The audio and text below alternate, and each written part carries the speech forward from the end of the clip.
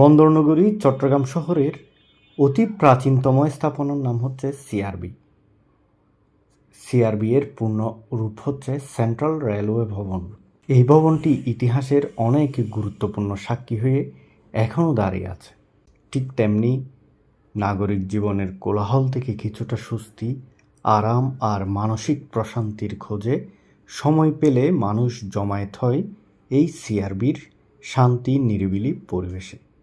পুরো এলাকায় দৃষ্টিনন্দন আঁকাবাঁকা সরপিল রাস্তা, উঁচু নিচু সবুজ পাহাড় টিলা, বনবনানী ছায়া সুনিবিড় এই বিরাট এলাকাটি অঘোষিত ভ্রমণের জায়গা হিসেবে যুগ যুগ ধরে চট্টগ্রামের মানুষদের দিয়ে আসছে বিনোদনের আস্বাদন। সেন্ট্রাল রেলওয়ে বিল্ডিং, যা বাংলাদেশ রেলওয়ের পূর্বাঞ্চলীয় মহাব্যবস্থাপকের নিয়ন্ত্রণ কার্যালয় হিসেবে ব্যবহৃত হয়।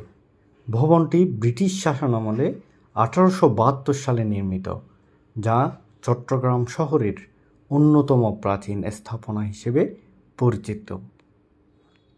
ঐতিহাসিক এই এলাকায় রেল কর্মকর্তাদের জন্য আবাসিক কলোনি গড়ে ওঠে এবং কাছাকাছি স্থাপিত হয় রেলওয়ে হাসপাতাল, যা 1994 সালে 250 শয্যা বিশিষ্ট হাসপাতাল হিসেবে বিস্তৃত হয়েছে। সিআরবির এই 7 রাস্তার মোড় ঘিরে গড়ে তোলা হয়েছে দৃষ্টিনন্দন ওয়াকওয়ে।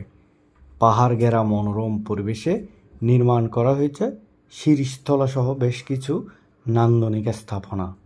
শিরীষতলায় বসে জমি আড্ডা দেওয়া যায়, মাঠে খেলা যায়। বিগত কয়েক বছর ধরে সিআরবি পাহাড়ের জনপদের এই গুরুত্বপূর্ণ স্থাপনার আশপাশ ও পাহাড়ের তলদেশে বাঙালির সর্ববৃহৎ বৈশাখী উৎসব, বসন্ত উৎসব ইত্যাদি সাংস্কৃতিক অনুষ্ঠানের আয়োজন করা হচ্ছে।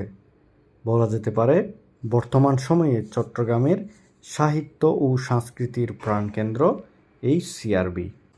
সিআরবিতে যাওয়ার সবচেয়ে উপযুক্ত সময় হচ্ছে বিকালের সময়। এই সময়টায় মানুষের ভিড় থাকে বেশি এবং পরিবেশটাও খুব ভালো লাগে। বিশেষ করে সরকারি বন্ধের দিনগুলোতে মানুষের আনাগোনা বেশি থাকে। এই সিআরবি সাংস্কৃতিক ও সামাজিক কার্যক্রমের জন্য গুরুত্বপূর্ণ একটি স্থান। বিভিন্ন সময় এখানে অনুষ্ঠান, সমাবেশ এবং সচেতনতামূলক কার্যক্রম অনুষ্ঠিত হয়।